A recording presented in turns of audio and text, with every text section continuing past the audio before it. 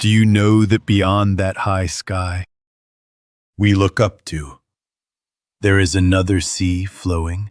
The man Fidaiel, thrown into the void from the depths of the sea, drifts in the strange sea of the sky, where clouds float like islands. There he encounters a mysterious landscape that cannot be understood by those on the ground, along with the even colder laws of the gods. On the seventh night, we present the prologue of a cruel myth, hidden in the silver mist. Sarah felt the presence of Naxar approaching, as the air of the temple brushed against her cheek with a chilling coldness, and her own breath felt lighter than usual. Soon after, a red flame rose from the seventh candle. Naxar, the ruler of darkness, asked in a low, heavy voice, cutting through the smoke of the candle, what happened to that fragile lieutenant who flew into the air? Tell me the story of the sea of the sky.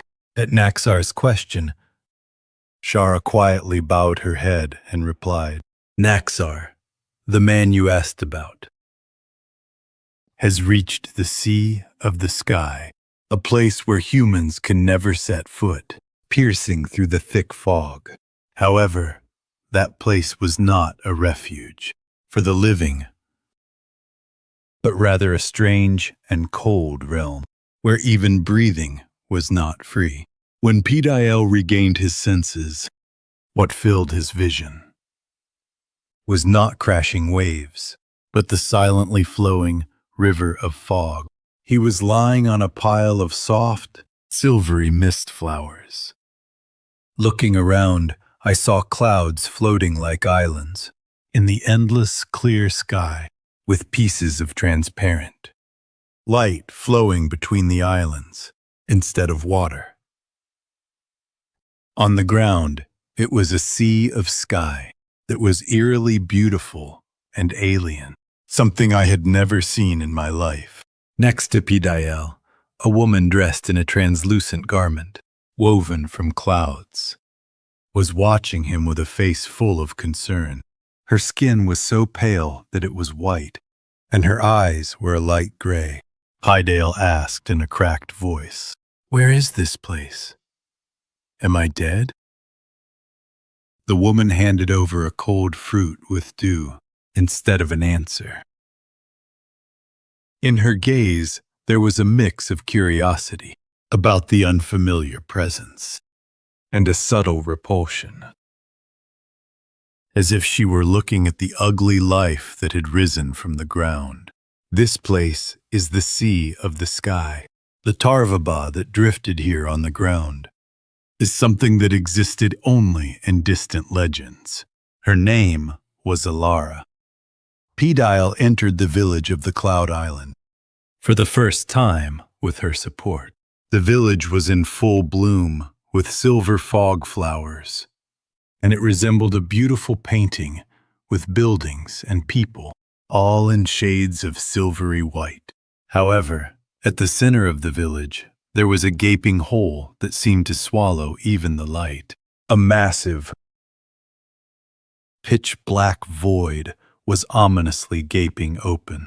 The people there bowed their heads toward the dark pit with a mix of fear and awe every time they passed by. During the 3 days he stayed at Alara's house, where he received help, Fidaiel felt a deep sense of alienation. The villagers kept their distance from Fidaiel, calling him Tarva, and avoided him with unpleasant looks every time he walked by. However, Ella's young son, Saren, was different. Unlike the other adults in the village, Saren was fascinated by the appearance of Fidaiel and approached him first. "Tarva, did you really come from the ground? Do flowers live with their roots in the ground? Isn't it heavy?" Saren smiled brightly while touching Fidaiel's rough hand. Fidaiel also felt gratitude and a friendly affection towards Saren. What does Tarva mean? Fidaiel asked Saren. Saren means wingless beast, with a smile. It has referred to the people of the earth since ancient times. Fidaiel was able to momentarily forget the faces of his comrades, lost in the sea of the earth, while playing between the child and the baby's breath. However, on the third day, at dusk, the village's old elder came to Ella's house. In the elder's hand was a vessel containing the drops of the abyss, drawn from the dark hole in the sky. The elder spoke to Ella, seemingly displeased, asking why she had brought Tarva into her home. Fidaiel raised his body behind the thin veil of mist and quietly observed their conversation.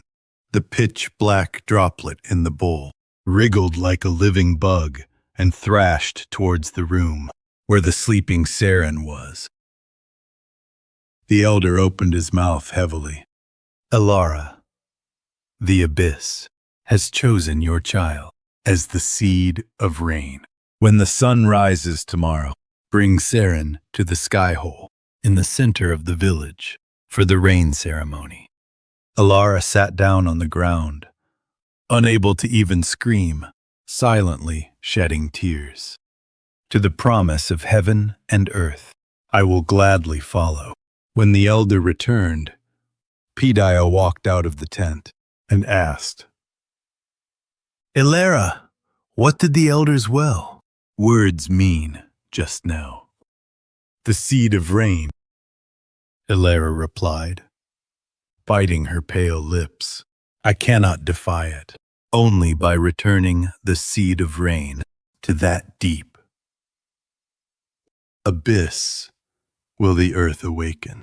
Only when my child falls into that distant abyss can it become rain, allowing countless lives on the surface to quench their thirst.